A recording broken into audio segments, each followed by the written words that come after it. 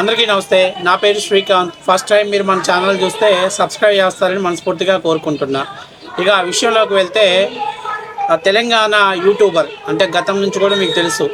ఆ తెలంగాణ యూట్యూబర్ అంటే కేవీఆర్. అతను మాట్లాడుతూ తెలంగాణ యూట్యూబర్ని చూసి కూటమి ప్రభుత్వం భయపడుతుంది, అసలు మా పేరు చెప్తేనే చంద్రబాబు నాయుడు గజ్జ గజ్జ గజ్జ వణికిపోతున్నాడు, మేమంటే హడల్, మేము చేసే కంటెంట్ మీద చంద్రబాబు నాయుడికి నిద్ర లేకుండా పోతుంది అని చెప్పేసి ఒక వీడియో చేశాడు. ఈ కేవీఆర్ అనేటువంటికి, ఈ సోడా బుద్ధి కళ్ళ బుడ్డోడికి నేను చెప్పేది ఒకటే మాట, అరే తెలంగాణ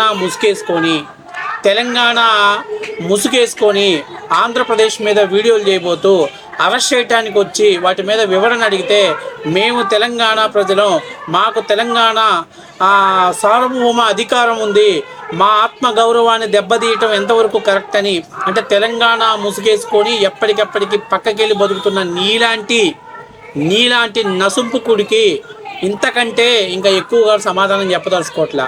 బరాబర్ నేను అడుగుతున్నా, తెల్లారు లేచిన దగ్గర నుంచి చంద్రబాబు నాయుడు గారిని, నారా లోకేష్ గారిని, అలాగే పవన్ కళ్యాణ్ గారిని వాళ్ళ మీద తప్పుడు ప్రచారాలు చేస్తూ, తప్పుడు విషయాల్ని ప్రాపగండం చేస్తూ, చివరికి దీని మీద ప్రభుత్వం వివరణ అడిగితే నేను తెలంగాణ సార్వభౌమ అధికారం కలిగినటువంటి వ్యక్తిని, నాకు తెలంగాణలో నివసించే పౌరుణ్ణి, ఆంధ్రప్రదేశ్ పోలీసులు నన్ను ఎందుకు అరెస్ట్ చేస్తారు, అరెస్ట్ చేసే అధికారం ఎవరిచ్చారు అని చెప్పేసి మాట్లాడుతున్న మీలాంటి వాళ్ళకి దమ్ము ధైర్యం ఉంటే తెలంగాణ అనే ముసుగు వాడుకోకుండా బయటికి వచ్చి మాట్లాడరా, ఖబర్దార్, లేదా సమాధానం చెప్పడానికి మేము సిద్ధంగా ఉన్నాం. నువ్వు కావచ్చు, ప్రొఫెసర్ నాగేశ్వరరావు కావచ్చు, శంకర్ కావచ్చు, జర్నలిస్ట్ శంకర్ కావచ్చు, మీరందరూ జగన్మోహన్ రెడ్డి దగ్గర చిల్లర డబ్బులు తీసుకొని జగన్మోహన్ రెడ్డి గారి మోచేతి నీళ్లు తాగుతూ కావాలనే ఉద్దేశపూర్వకంగానే ప్రభుత్వాల మీద లేదా చంద్రబాబు నాయుడు గారి మీద, లోకేష్ గారి మీద, పవన్ కళ్యాణ్ గారి మీద విమర్శలు చేసి చివరికి వివరణ అడగబోతే, దాని మీద ఎక్స్ప్లెనేషన్ అడగడానికి వెళ్తే కొంతమంది తెలంగాణలో ఉన్నటువంటి మేధావులు ఆంధ్రప్రదేశ్ పోలీసులు తెలంగాణలో రావడానికి వీల్లేదు, రేవంత్ రెడ్డి ముఖ్యమంత్రి అవటం వల్ల ఇలా జరుగుతుంది అనేటువంటిది, అంటే బీఆర్ఎస్ పార్టీకి లబ్ధి చేకూర్చడం కోసం ఉచ్చానీచ ధర్మాల్ని మర్చిపోయి, అంటే కనీసం దేశంలో ఉండేటువంటి పౌరుడు ఎవరైనా తప్పు చేస్తే ఏ రాష్ట్రం వాడైనా అరెస్ట్ చేసి విచారించేటువంటి హక్కు ఉంది, అలాగే ఏ పౌరుడు ఏ రాష్ట్రంలోనైనా జీవించేటువంటి అధికారం ఉంది అనేటువంటి విచక్షణ జ్ఞానాన్ని కోల్పోయినటువంటి కొంతమంది వ్యక్తులు అక్కడికి వచ్చి నీకు పహారా కాస్తూ నీకు ప్రొటెక్షన్ చేస్తున్నారు. దానికని నువ్వు ఇష్టాసారంగా మాట్లాడుతున్నావు. నిజంగా నువ్వు తెలంగాణ పౌరుడు, తెలంగాణ వ్యక్తులు, నిజమైన తెలంగాణ యోధులు ఎలా ఉంటారో తెలుసా? తెలంగాణ ఉద్యమం కోసం పెట్రోల్ పోసుకొని అగ్గంటించుకొని జై తెలంగాణ నినాదాలు కొట్టారు. అంతేకాదు లక్షలాది మంది సభలు జరుగుతుంటే అందులో ఒక కానిస్టేబుల్ జై తెలంగాణ అంటూ ఉద్యమం ఇచ్చి అంతమంది దాడి చేస్తున్నా సరే ఎక్కడా కూడా తన తెలంగాణ సార్వభౌమ అధికారాన్ని ప్రదర్శించి మహానుభావులు ఉన్నారు. వాళ్ళతో పోల్చుకుంటే మిమ్మల్ని ఏమనాలో, మిమ్మల్ని ఏ పదాలతో సంవరించాలో, ఏ పదాలతో మాట్లాడాలో నీ విజ్ఞతకే నేను వదిలేస్తున్నా. కాబట్టి నేను చెప్పేది ఏంటంటే, అవసరమైనప్పుడు బయటకు వచ్చి అన్ని ఇళ్లలో జొరబడి అన్ని వస్తువులను కొట్టేసి రయ్యేసరికి బొక్కలో దూరి నేను తెలంగాణని నినాదం చేస్తున్న మీలాంటి బొగడాగాళ్ళకి కొన్ని రోజులు బాగానే ఉంటుంది, కొన్ని రోజులు బాగానే వ్యవహరిస్తారు. నీకు చేతనైతే నువ్వు కావచ్చు, ప్రొఫెసర్ నాగేశ్వరరావు కావచ్చు, జర్నలిస్ట్ శంకర్ కావచ్చు, ప్రభుత్వం మీద చేసిన ఎలిగేషన్కి, ప్రభుత్వం మీద చేసిన ఆరోపణలకి, ప్రభుత్వ ముఖ్యమంత్రులతోటి బొంగులో రాజ్యాంగం ఇలాంటి పదాలు మాట్లాడిన మీలాంటి వాళ్ళు దమ్ము ధైర్యం ఉంటే విచారణకు ఎదుర్కొని న్యాయమూర్తి దగ్గర రిమాండ్కి విధించుకోకుండా చట్ట ప్రకారం మీరు బయటకు వచ్చి మీరు మాట్లాడండి, అది గొప్పతనం. అంతేగాని మిమ్మల్ని చూసి చంద్రబాబు నాయుడు, మీ స్థాయికి చంద్రబాబు నాయుడు కాదు, తెలుగుదేశం పార్టీ కార్యకర్త కూడా భయపడ్డు. తెలుగుదేశం పార్టీ కార్యకర్తలు ముసలోళ్ళు ఉన్నారు చూస్తే వాళ్ళ తెల్లంటుగా నడిచినోడు కూడా భయపడ్డు. అది మీరు గుర్తుపెట్టుకోవాలి.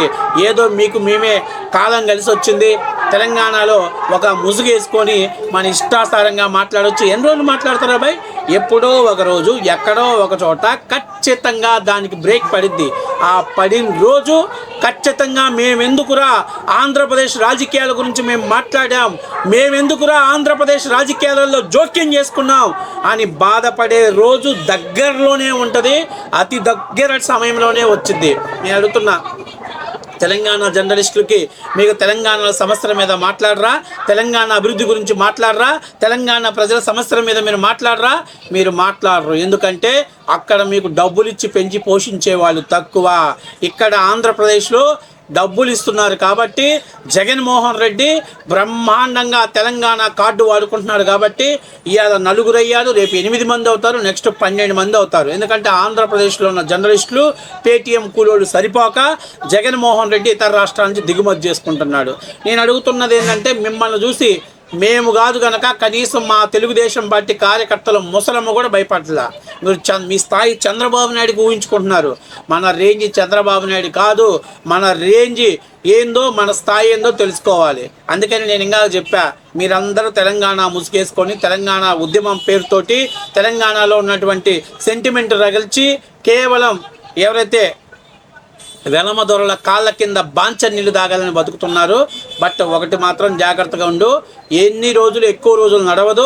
కేసీఆర్ గారు కూడా ఎక్కువ రోజులు తెలంగాణ కార్డు గోకి సెంటిమెంట్ కార్డు గోకితే 2024లో ఆంధ్రప్రదేశ్ ప్రజల మీద వ్యతిరేకత రావాలని తెలంగాణ ఎన్నికలు జరుగుతున్నప్పుడు నాగార్జున సాగర్ మీదకి తెలంగాణ పోలీసులను పంపిస్తే ఆంధ్ర పోలీసులను పంపించి ఇక్కడ ఉన్నటువంటి ఆయన మిత్రుడు ఆయనకు సహాయం చేయాలని చూసినా అక్కడ ప్రజలు క్లియర్గా అర్థమయ్యి ఇదంతా కేసీఆర్ ఓట్ల కోసం చేస్తున్న నాటకం అనుకొని అందుకే ప్రజలు మీకు బీఆర్ఎస్ పార్టీకి గోరీ కట్టారు.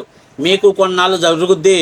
ఏదో ఒక రోజు ఆ ముసుగు విలువ ఉన్న రోజు బయటకు వచ్చిన రోజు ఎందుకురా మనం ఇలాంటి రాజకీయాలు ఇలాంటి పాల్తుగాల మాటలు విని లంగా పనులు చేసామని బాధపడే రోజు దగ్గరలో వస్తుంది. Be careful.